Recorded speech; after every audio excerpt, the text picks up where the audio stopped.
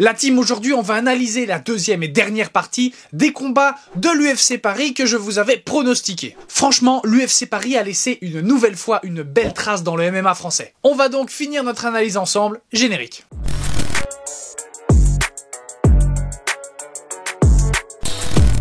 Bon, on va pas perdre de temps, on va directement lancer les hostilités et analyser le combat entre Benoît Saint-Denis et Thiago Moises. De ce que j'avais dit, Benoît était au-dessus niveau striking. Et au sol, il pouvait le prendre facile. Même si il avait sa ceinture noire en JB, Saint-Denis est un excellent grappleur. En tout cas, ce qui est sûr, c'est que c'était son plus gros challenge. Personnellement, de mon côté, c'était le combat de la soirée que j'attendais. Donc forcément, si en striking, avantage, et si au sol, il pouvait le prendre facile, eh bien vous pouvez deviner facilement que j'avais pronostiqué Benoît Saint-Denis vainqueur. En tout cas, ce qui est sûr, c'est que c'était son plus gros challenge. On va donc voir si la théorie se confirme. C'est parti. Round 1, le combat commence sur une série de kicks des deux côtés. Après 25 secondes, Thiago lance un kick et Benoît lui répond en lui adressant le même, mais beaucoup plus violent. Et surtout en plein dans les roustons. Bah oui, ce sont des choses qui arrivent et à ce moment-là, on se rend bien compte que la coquille n'existe pas pour rien. Mon Dieu, quelle belle invention. Le combat reprend assez rapidement, après 1 minute 30 sur les 5 minutes que Thiago a pour récupérer. Donc finalement, ça a bien fait le bon petit POC de la coquille, mais il n'y a pas de casse. Je pense qu'il a toujours ses deux baloches en place. Le combat reprend et recommence très rapidement avec des low kicks et un high kick de Moises. Ce à quoi Benoît répond avec de beaux middle. Il en rebalance un, mais là Thiago s'arrête et redit qu'il lui a fracassé les roubignoles. Sauf que Benoît, là, le sait, il les a absolument pas touchés. Et effectivement, après c'est discutable, mais pour moi, c'était juste au-dessus. Même le ralenti est là. De nouveau, on peut douter, mais pour moi, il est en dessous du nombril. Le combat reprend encore, et là, Thiago lui met directement la pression. Il retente un high kick, mais là, Benoît esquive, et hop, il le punit direct avec un beau droit de gauche. Il lance ensuite un assaut sur Thiago, qui essaye de s'en sortir, et en plus finit par lui mettre un high kick qui ne touche pas. Décidément, il veut vraiment atomiser la bouche de Benoît en lui amenant son pied près de ses dents. Il essaye de s'éloigner de son adversaire, de prendre ses distances, sauf qu'il se fait littéralement poursuivre par un Benoît plus déterminé que jamais. Saint-Denis essaie de le rentrer, mais Thiago, sur ce coup-là, parvient à lui placer quelques bonnes frappes. Et encore, Benoît arrive à esquiver la dernière. Il reste 3 minutes 24 dans le round, et Saint-Denis tente un takedown. Il réussit à bloquer Thiago contre la cage et continue son travail. Il cherche à aller au sol, mais garde la pression avec ses frappes. Là, on voit vraiment qu'il a pas peur d'aller au sol avec cette fameuse ceinture noire. Il est conscient qu'il peut l'avoir sur tous les fronts. Les combattants finissent par se séparer et hop, petite session baston. 2 minutes 30 avant la fin, on fait face à un bel enchaînement très calculé et précis de Saint-Denis qui touche Thiago au foie à plusieurs reprises. Mais ne lâche rien pour autant et rend les coups. Benoît finit par tenter un takedown pour amener son adversaire au sol et il y arrive. Hop, de nouveau, un peu de grand man pound. À ce moment-là, Thiago roule pour se retrouver face à son adversaire pour tenter de placer une clé. Et c'est à ce moment-là qu'on voit apparaître le jiu-jitsu brésilien de Thiago. Il ne réussit pas à maintenir Benoît qui arrive à s'échapper, mais qui lui revient dessus et maintient la position dominante. Thiago reroule pour de nouveau faire face à son adversaire et se retrouve avec Benoît dans sa garde. Saint-Denis le soulève afin d'essayer d'ouvrir cette fameuse garde, ce qu'il parvient à faire, mais Thiago la referme peu de temps après en essayant de survivre au grand main pound du français. Moises se redresse un peu et à ce moment-là on voit qu'il est ouvert. Il roule encore pour retenter une clé, mais heureusement, Benoît le pousse et s'extirpe. Les deux combattants finissent par se relever. Benoît cherche à le terrasser en lui envoyant dans les dernières secondes de gros coups de coude, ce à quoi Moises évidemment répond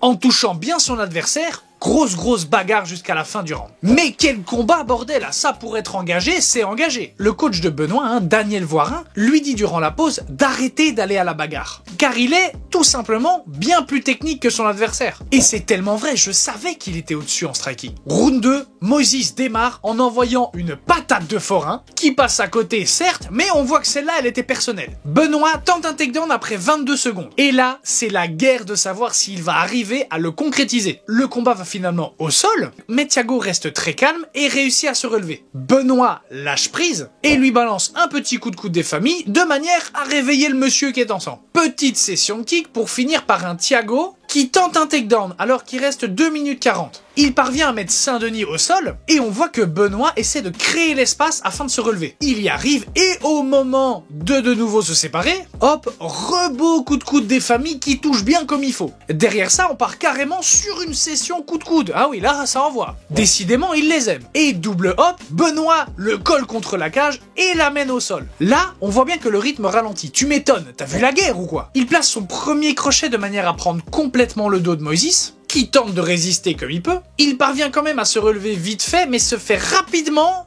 ramener au sol, avec Benoît qui continue à lui mettre une pression monstre. Il reste 1 minute et là il se fait matraquer, il réagit plus trop. Là, Saint-Denis se dit que c'est le moment d'en finir. Il continue à lui mettre encore plus la pression, le colle et travaille à fond en grande and pound. Plusieurs fois l'arbitre vient et demande à Moïse de réagir, mais sans réaction de sa part, le combat s'arrête. Victoire donc de Benoît Saint-Denis par TKO au 2e round. Mais quelle bagarre! Oh là là, bah oui, en direct, moi comme ça, j'ai kiffé. Voilà, merci, top 15, let's go! Oui, autant vous dire que j'étais content, ouais. N'hésitez pas à me dire ce que vous avez pensé de ce combat en commentaire. Bon, passons maintenant au main event. Cyril Gane contre Sergey Spivak. Alors là, ce que j'avais dit était relativement simple. J'avais donné l'avantage en striking clairement à Cyril Gane. L'avantage en lutte, bah sur le papier, c'est censé être Spivak. Mais on savait pas trop ce que Cyril avait préparé, donc point d'interrogation pour la lutte. En règle générale, j'avais donné la victoire à Gane, soit par décision, soit par KO. Eh bien, je vous propose de soit revivre ce moment, soit de le découvrir en ma compagnie. Round 1. Le combat démarre et le regard de Cyril en dit long sur ce qu'il a prévu. Il tourne autour de Sergey, toujours très mobile. Il tâte le terrain et Spivak joue le jeu de la bagarre. Il lui balance une belle variété de coups, entre les coups de poing, les low kicks, pendant que son adversaire essaie de le toucher avec ses poings. Spivak décide finalement de se lancer, comme c'était prévu,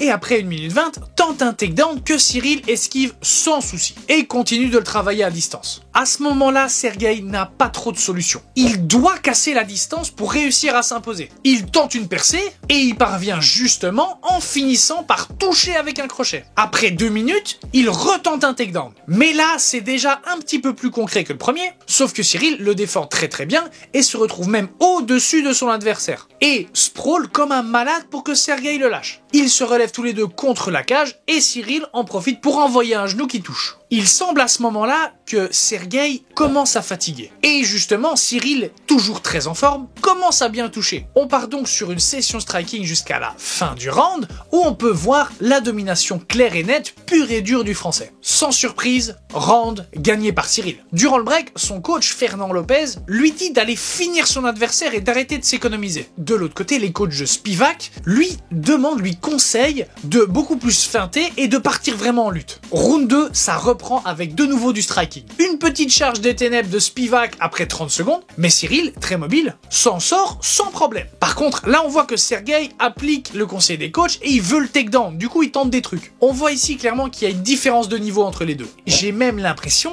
qu'à ce moment-là, Spivak avait déjà abandonné l'idée de gagner. Il n'y a plus trop de combativité. Quoique finalement, juste au moment où je me dis ça, l'ours polaire retape une charge des ténèbres. Sauf qu'après cette dernière charge, il est foutu. Cyril commence à se faire plaisir et 2 minutes 5 avant la fin, magnifique crochet dans la bouche. Là, c'est le début de la fin. Cyril se lâche et tape même un flying knee, donc un coup de genou sauté. Il le tabasse jusqu'à ce que l'arbitre stoppe la rencontre. Victoire donc de Cyril Gane par KO au 2e round. Performance dominante de la part de Gane. Franchement, rien à dire. Belle défense de takedown et gros tabassage. Dans l'interview post-fight, il nous confie que tout ce qu'il veut, c'est retourner à la ceinture. Même Michael Bisping, qui lui fait l'interview, lui signale que Thomas Spinal, présent dans la salle ce soir-là, étoile montante de la KT, très bonne étoile montante d'ailleurs, voudrait affronter le gagnant de cette rencontre. Ce à quoi répond Cyril qu'il a entièrement le droit de demander ce combat. Mais lui,